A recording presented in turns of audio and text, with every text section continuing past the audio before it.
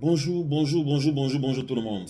Aujourd'hui, je vais vous montrer la démarche à suivre pour émigrer au Canada en tant que travailleur qualifié.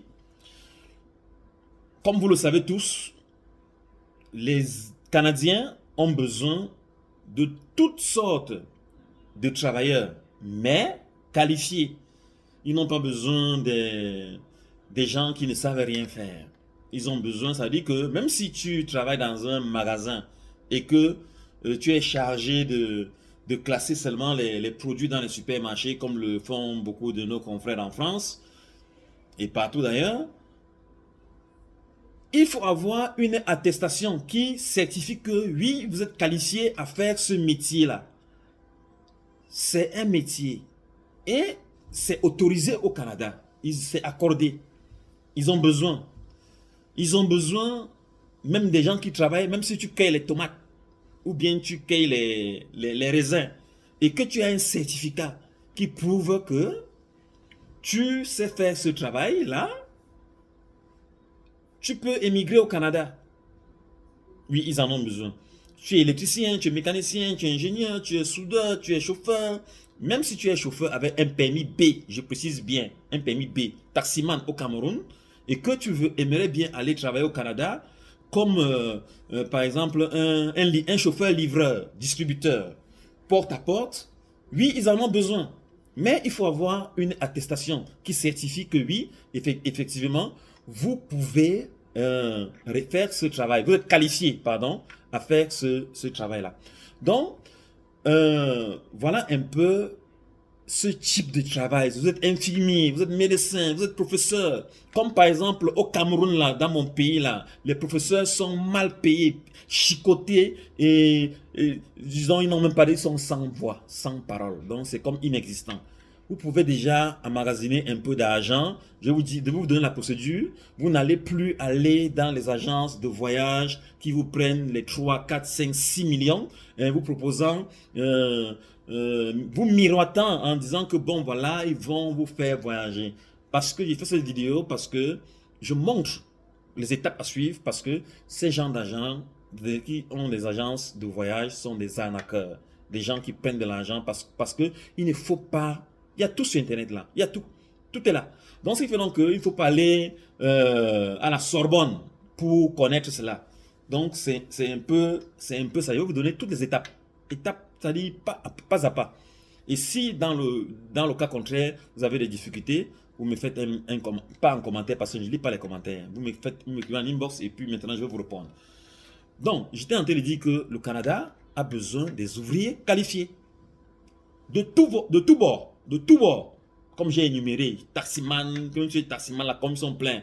Hein, même, bon, pas les motos-taxis, hein, parce que les motos-taximans, là, dans mon pays, le Cameroun, surtout, là, c'est pas un métier. Comme le gouvernement vous a favorisé en disant que c'est un métier. Bon, c'est un métier parce que ça nourrit aux familles.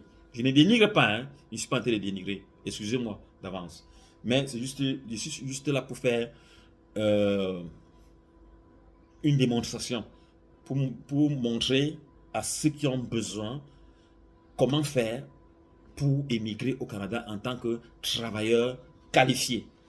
Bon, la première étape, il faut avoir un certificat. Et maintenant, dans votre certificat, donc votre métier par exemple, là où vous avez un certificat, il faut avoir premièrement une expérience de travail. Ça veut dire que quoi? Ça veut dire que vous avez eu votre certificat, maintenant il faut avoir exercé ce métier-là, dans ce domaine-là. Vous avez exercé pendant 1 an. Lorsque vous avez exercé pendant 1 an, en ce moment, vous êtes déjà favorable à postuler en tant qu'électricien avec une expérience minimale d'1 an dans ce domaine-là. Dans les 10 dernières années, dans les 10, même si, donc ça veut dire que même si vous avez exercé 1 an et que vous êtes en chômage, après ça, même pendant 4 ans jusqu'à 10 ans, le Canada a besoin de vous. Ah oui, c'est une réalité. C'est vrai, ce que je vous dis. C'est vérifiable. Hein? Vous pouvez faire comme moi si vous avez le temps, vous allez sur Internet, et puis maintenant, vous faites vos recherches. Vous allez trouver. Donc, je vous facilite. Donc, je suis en train de faire cette démarche-là pour ceux qui ne connaissent pas. Tout est sur Internet, je n'invente rien. Donc, premièrement, expérience de travail. tel qu'il est cité. Deuxièmement, avoir fait des études. Oui, des études. C'est-à-dire, peut-être vous êtes licencié, docteur, bachelier, même le bac A là, bon, bachelier, ça ne veut rien dire parce que là-bas, après, maintenant, il faut travailler qualifié, vous n'avez aucune qualification. Mais déjà, quand même, il notifie ça, qu'il faut être licencié. Et puis maintenant, il faut être pas licencié, pardon, il faut avoir fait des études ou bien avoir un certificat. Un certificat. Donc, ça veut dire avoir suivi une formation. Ça, c'est la deuxième étape. Et puis maintenant, la troisième étape, il faut avoir maintenant des moyens, les moyens de suivi, donc les moyens financiers. Donc, il faudrait démontrer les preuves que vous avez de l'argent. Voilà réellement, en quelque sorte, ce qu'il faut pour émigrer au Canada. Maintenant, ce n'est pas tout. Il y a encore une autre étape, avoir les, comment on appelle encore une compétence linguistique. Avoir une compétence linguistique en français ou bien en anglais. Oui. Et maintenant, et puis cette compétence linguistique en français, c'est-à-dire vous parlez déjà français ou bien anglais. Maintenant, ça doit être, vous devez encore passer un test de français ou d'anglais dans un centre dont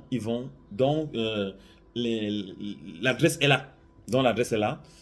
Donc, si vous en aurez besoin, je vais vous communiquer comment faire pour trouver l'adresse.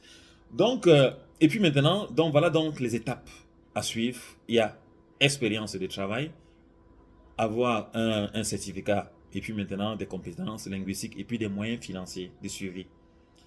Maintenant, pour votre démarche, ceux qui auront déjà postulé en ligne, chercher des contrats de travail provisoires, donc c'est-à-dire essayer de trouver un emploi déjà provisoire certifié par une société au Canada qui atteste que, oui, effectivement, par exemple, monsieur X ou Y va travailler avec nous, société, tant, ici, et puis maintenant, dans le cachet, on vous donne ça dans votre email. Oui, déjà, vous êtes déjà agréé à entrer au Canada. Vous êtes favori, déjà. Donc, vous pouvez postuler sans avoir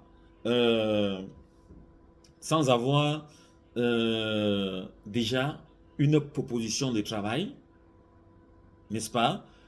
C'est toujours passable, mais vous serez plus favori si déjà au préalable, vous avez déjà cette proposition de travail, en quelque sorte. Donc voilà un peu, en bref, les étapes à suivre pour aller au Canada. Donc ça veut dire que si vous avez donc déjà cette... et puis en plus, j'allais oublier quelque chose de très pertinent parce que il y a certains de nos frères qui ont déjà travaillé, ils sont déjà en avance et puis ils aimeraient bien refaire leur vie au Canada là où la rémunération, et qui n'aimerait pas avoir un bon salaire. Donc tout un chacun aimerait bien avoir un bon salaire, et ce qui fait donc que chacun a un rêve, tout le monde a un rêve. Mais l'âge limite pour émigrer au Canada comme travailleur, c'est 47 ans. Ça veut dire que quoi? Ça veut dire que si vous avez 48 ans ou bien 47 ans et demi, 47 ans c'est 47 ans. Donc ça veut dire que si vous avez plus de 47 ans, vous êtes déjà, donc ça ne sert à rien de mettre votre argent en jeu, c'est-à-dire faire des dossiers et tout. Ça ne sert à rien. Donc, et la demande se fait en ligne. La demande se fait en ligne. Donc, ça veut dire que si vous avez déjà fait rempli donc toutes ces étapes, vous pouvez déjà être éligible pour postuler comme travailleur qualifié au Canada. Voilà, parce que certaines personnes vont entendre que le Canada a besoin des travailleurs et ils vont se dire qu'ils ont envie du méli-mélo, même ceux qui ne sont pas qualifiés. Non, là, détrompez-vous. Le Canada a besoin aussi de ceux qui sont qualifiés. Pas qu'ils ont besoin aussi, ils ont besoin surtout, je corrige, ils ont besoin surtout des ouvriers qualifiés. Ça, c'est ce qui est vrai. Donc, si vous n'êtes pas qualifié, ça ne sert à rien. À rien de dire que bon, voilà, je vais émigrer au Canada en tant que travailleur. Même chose pour l'Allemagne, même chose pour l'Allemagne en passant.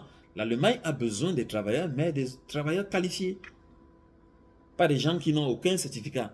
Aucun certificat.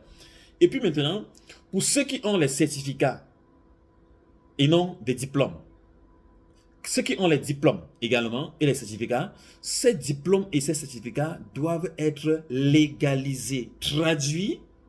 Si c'est en anglais, bon, légalisés déjà. Légalisés. Parce qu'au Canada, il y a deux langues parlées, l'anglais et le français. Et maintenant, parlant les langues linguistiques, si vous parlez français, maintenant, vous allez suivre un test de langue là où vous allez postuler et avoir les points. Et ces points vont agréer que oui, vous allez passer au test de langue, en quelque sorte. Anglais, la même chose. Même si vous parlez déjà français, même si vous parlez déjà français. Donc, ce sont les exigences que eux, ils demandent là-bas. Ce sont ces exigences-là. Donc, les 3 exigences minimales que le Canada a besoin, ils ont besoin, des ouvriers avec un certificat ou bien un diplôme. 3, compétences linguistiques. Et puis maintenant, ils ont besoin également d'une expérience de travail dans le domaine exercé. Bon, je mets d'abord une pause, 1 minute. Bon, j'étais en train de dire, donc, si vous avez déjà suivi les étapes à suivre, le plus important là-bas sont les moyens de suivi. Les moyens de suivi sont, il faut démontrer que vous avez de l'argent pour pouvoir vous prendre en charge dès que vous allez arriver sur le territoire canadien. Donc c'est un peu ça. Donc vous allez regarder vous-même sur internet combien coûte euh, une maison dans un appartement et vous allez voir combien il faudra vivre. À l'époque, là où moi-même j'étais candidat, là, avant de venir en Allemagne, un appartement coûtait dans les 350 à 450 dollars, ça dépend des régions. Et puis, j'étais pas seul, et la famille, pour ceux qui sont seuls, c'est facile de voyager parce que il faut que je précise bien, ceux qui ont des familles, ceux qui ont des familles, euh, ça va coûter. Parce qu'il va falloir beaucoup d'argent pour la famille réunie, c'est-à-dire celui qui a une femme et peut-être 1, 2, 3 enfants et qui aimerait bien immigrer au Canada comme travailleur, je pense qu'il serait préférable d'aller seul d'abord, s'installer et puis maintenant, quand tout est en ordre, vous faites venir la famille. Donc ça c'est une triste réalité, mais c'est ça, ça veut dire que c'est quand même difficile de vivre sans sa famille auprès, c'est très difficile, mais c'est juste un paramètre nécessaire. Bon, pour ceux qui n'ont pas de famille, vous faites carrément une calculation rapide euh, du loyer, du moins, et la vie coûte cher au Canada, je vais rappeler, hein, la vie coûte très cher au Canada. Ah oui, la vie coûte très cher au Canada. Donc, mes chers frères. Et en plus aussi, ce que je voulais aussi dire que, bon, dès que vous allez arriver, si vous êtes qualifié, ce serait facile parce que euh, vous allez travailler et vous pouvez travailler dur. Il y a des facilités au Canada. Il y a des facilités dans le sens où vous pouvez avoir un emploi en règle et d'autres emplois dans dans le noir, comme on dit. Dans le noir. C'est pas moi qui ai inventé ce nom, hein, dans le noir. Donc, vous travaillez dans le noir et puis maintenant, vous faites par exemple vos 8 heures réglementaires et puis maintenant, peut-être 6 heures, vous êtes fort d'énergie euh, dans le noir. Ça, c'est possible au Canada parce qu'ils en ont besoin. Ils ont besoin de la main-d'œuvre, ce qui fait donc que vous pouvez travailler ici et vous partez de là, vous travaillez également dans une autre société et dans le noir et puis ça vous fait un bon pactole. Donc c'est un peu ça. Et bon, il faut avoir l'énergie. Bon, si vous êtes jeune, tant que vous êtes encore jeune, vous avez de la force. Et puis maintenant, le conseil que je peux vous donner si vous êtes là-bas, est travailler parce que vous avez encore de la force. Donc c'est un peu ça, parce que quand vous êtes déjà vieux, la force vous abandonne et puis maintenant, vous n'avez plus de l'énergie pour pouvoir le faire. Ça va, vous devez être comme des philosophes à penser, n'est-ce pas?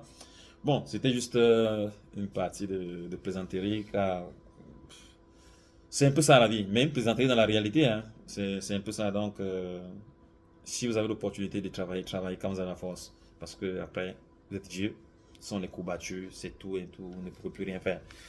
Ça ne serait qu'une pensée que, bon, voilà, j'étais jeune, j'avais la force, j'avais l'énergie, je pouvais le faire. Maintenant, je ne peux plus le faire. Vous devenez un philosophe, parfois aigri, jaloux, même des autres qui le font. Ils vont dire, ah, tu travailles beaucoup comme ça, tu vas te faire saisir, faire cela. Le corps, tant qu'il répond, il répond. Ça, c'est une vérité. Quand il ne répond plus, prenez tous les médicaments qui existent. Ça, il ne répond plus, il ne répondra plus. Donc, laissez-nous les affaires de la science, là, qu'on dit que non, il a bu ceci pour se rajeunir, il a bu ceci pour se rajeunir pour quelque temps, un laps de temps. Mais après là, les mêmes problèmes s'installent. Donc, quand la vieillesse est là, elle ne ment pas. Elle ne ment pas. Donc, c'est autre chose.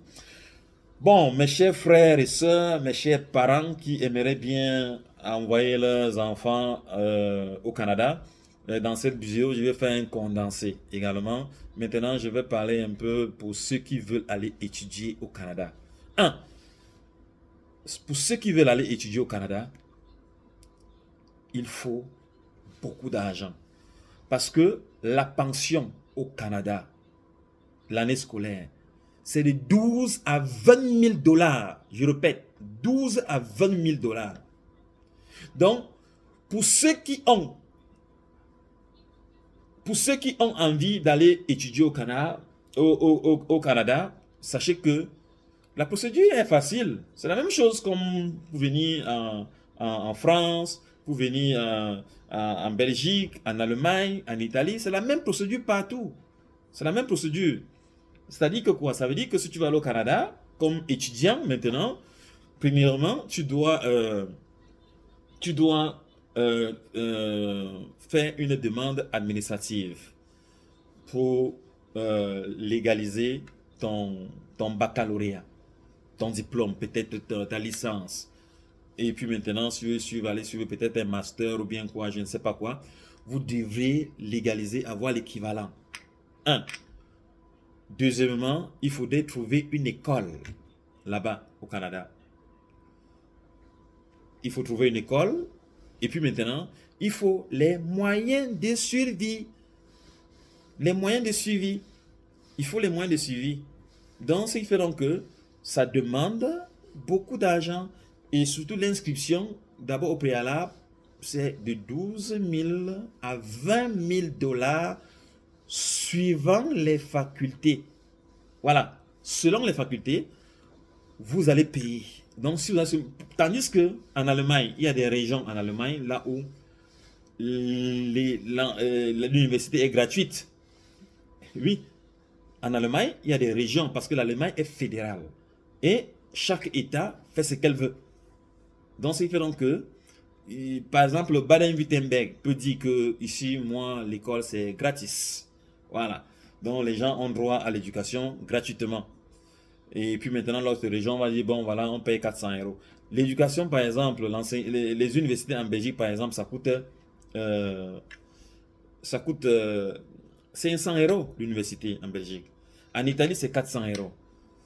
Et bon, les prix que je vous donne un peu, c'est 500 euros, ça ce sont les prix de l'époque, hein, donc je ne suis pas en train pour vérifier, pour voir, mais je sais que c'est moins cher déjà, ça coûte moins cher. Donc je ne donne pas l'exactitude des prix, mais pour l'Allemagne, je sais que c'est gratuit déjà. Les régions là, c'est 400-500 euros. En Allemagne, je sais parce que je vis déjà. En Italie, lorsque j'étais, ça coûtait 400 euros. 400 euros en Belgique également, ça coûtait 500 euros en Belgique.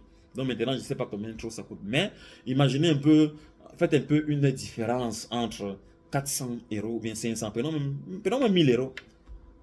Entre 1000 euros et 12 000 dollars, est-ce qu'il y a match? Il n'y a pas match. Ou bien 20 000, ça dépend des facultés. Donc ça veut dire que le parent doit avoir beaucoup d'argent. C'est un peu ça. Même comme le Canada, je vous répète, le Canada, lorsque tu fréquentes, même partout ailleurs, ici en Allemagne, quand tu fréquentes également, parce que les gens, certaines personnes pensent que cette option que l'élève peut, ou bien l'étudiant peut travailler en fréquentant, hein, pense que c'est trop facile que ça. C'est pas facile. Parce que je rappelle à dire ceci. Tout élève, tout étudiant qui va étudier et qui ne se concentre pas dans ses études et qui part, il est divisé, il est à cheval ou bien en équilibre avec les études et le travail, ou bien en balance avec l'étude et le travail. Celui-là, si s'il devait faire, il avait un cycle de 3 ans, il va faire au moins 7 ans ou bien 8 ans pour le finir. C'est clair et net. Pourquoi? Parce que il n'aura pas assez de temps pour étudier, il aura assez de temps pour aller chercher de l'argent. C'est ça la réalité. Bon, il y a certains qui se posent que non, voilà, il avait un cycle de 5 ans, il a fait 7 ans, il a fait 10 ans, il a fait ceci. C'est pour ça que les femmes, généralement les femmes, ont l'avantage qu'elles ont leurs petits copains qui les soutiennent et elles passent leur temps à fréquenter. On va dire que les femmes sont braves. Elles sont braves parce qu'elles ne passent que leur temps à étudier. C'est un peu ça. C'est ça la vérité, hein, ce que vous dites est vrai. Pourquoi? Parce que moi-même, quand j'étais ici en Allemagne, quand je voulais que le gouvernement me sponsorise, ils m'ont proposé d'aller travailler. J'ai refusé. J'ai dit non, je veux travailler, je vais étudier. Et j'ai fait, on m'a donné 6 mois, j'ai fait 1 mois et demi. J'ai fini avec. Donc, c'est fait donc que tu seras divisé avec le travail et les études. C'est ce qui est une vérité. Donc, ça veut dire que quoi? Ça veut dire que, généralement, puisqu'on n'a pas les moyens, on est pauvre, on ne peut faire que ça pour aider la famille, ce n'est que normal. Mais ça va prendre du temps et ce ne serait pas facile. Donc, n'accusez pas aussi beaucoup les frères qui vont, on va dire, ah, il est imbécile, un cycle de 3 ans, il a fait 6 ans, et ça veut dire qu'il faisait 2 années, parce qu'il était à cheval ou bien à califourchon entre les études et le travail. C'est un peu ça. Bon, je n'ai pas... c'était juste en bref, quelque sorte, pour édifier un peu ceux qui veulent aller étudier au Canada. Pareil pour ceux qui veulent aller étudier aux États-Unis. Bon, je vais citer ici les pays là où l'éducation, c'est pas pour les pauvres. De nous aventurer même pas là-bas. Et puis maintenant, le pauvre, parce que le fils du riche, le fils du ministre, il n'a pas besoin de coûter ça parce que le ministre, il gère les budgets, hein, il sait ce qu'il va faire, c'est le coup de téléphone qui va parler. Donc pour résoudre les problèmes, parce qu'on appelle ça, comme chez nous, on appelle ça avantage de service. C'est ça un peu. Bon. Mais c'est une triste réalité. Donc pour ceux qui sont pauvres, qui veulent aller étudier à l'étranger et qui ont visé les États-Unis, faites noyer vos rêves. Parce qu'aux États-Unis, la pension coûte très cher. En Angleterre, ça coûte très cher. En Suisse, ça coûte très cher. Au Canada, ça coûte très cher. Au Luxembourg, ça coûte très cher. Donc, ce qui fait que, quand il dit très cher là, vous ne pouvez pas. Vous n'avez pas l'argent. Donc, si vous n'avez pas l'argent là, ne cherchez pas à aller étudier au Canada ou bien. La plupart de ceux qui vont au Canada là, ils vont vous dire qu'ils sont partis étudier là. C'est le mensonge. Ils ont fait un truc de travail. C'est ça le raccourci pour le travail. Et puis maintenant, étant là-bas, il peut étudier. Oui, puisqu'il a les documents qui l'autorisent à rester sur le territoire. Ça veut dire qu'il peut aller s'inscrire dans une faculté et continuer à poursuivre ses études tranquillement. Il peut étudier en travaillant. C'est un peu ça, parce qu'on ne pensait pas peut-être que certaines études, il y a certaines facultés on va rester du matin au soir, il y a certaines facultés qui ont peut-être 5 heures. Et pendant ce temps, il peut travailler dans la nuit. Il va étudier. Il peut même faire ses 8 heures, disons même ses 8 heures de cours en journée. Et il va travailler la nuit. C'est tout. Pour assumer son document. Il va peut-être faire un travail peut-être de 4 heures. Donc, il peut travailler à l'école peut-être de 7 heures. De 7 heures peut-être à 16 heures. Je ne sais pas à quelle heure ça va finir là-bas. Et puis maintenant, il fait peut-être 18 heures, 22 heures. C'est tout. Et puis maintenant, il rentre. Il travaille en étudiant. C'est possible. C'est possible. Donc, c'est un peu ça, en quelque sorte, cet éclaircissement que je voulais faire. Donc, pour ceux qui veulent aller étudier au Canada ou bien aux États-Unis, donc, si vous avez de l'argent, sachez que c'est possible. Donc, la procédure, c'est la même. Si vous n'avez pas de l'argent, bon, je ne vais même pas me mettre à énumérer tellement le processus de trucs avec tous les minimums détails. C'est pour ça que je dis que si vous avez de l'argent pour le faire, je vais faire une vidéo. Mais si vous n'avez pas de l'argent, ça ne sert à rien. Voilà, ça ne sert à rien. Bon, ceux qui auront besoin de plus d'informations, n'hésitez pas à m'écrire en inbox et ou bien à faire un commentaire, je pourrais vous aider. Et puis, partagez au maximum la vidéo pour sensibiliser, pour informer, pour aider aussi à d'autres comme vous. Ne soyez pas égoïstes parce que je sais que nous les Africains, parce que je suis africain, nous les Africains, nous sommes tellement égoïstes que comme nos dirigeants sont égoïstes là, ce n'est pas seulement eux, nous sommes pareils. Mais seulement, dans une règle, il y a l'exception. Et je fais l'exception, c'est-à-dire je vous donne des informations gratuites. Donc, mes chers frères, mes chères sœurs, mes parents, mes enfants, n'allez plus dans les agences de voyage pour jeter votre argent gratuitement parce que ceux-là ne sont pas consuls. Ils ne sont pas consuls. Pas du tout. Pas du tout. Donc, partagez au maximum la vidéo. Et puis maintenant, si vous avez des problèmes aussi, vous avez besoin de plus d'informations, contactez-moi. Je vais vous éclaircir. Je vais vous démontrer. Je vais toucher tous les points dont vous avez besoin. Bon, c'était comment dirais-je, votre lanceur d'alerte. Donc, je vous mets en alerte. Ne perdez plus votre argent dans les agences de voyage. Partagez au maximum la vidéo et portez-vous bien. Et bonne chance à vous.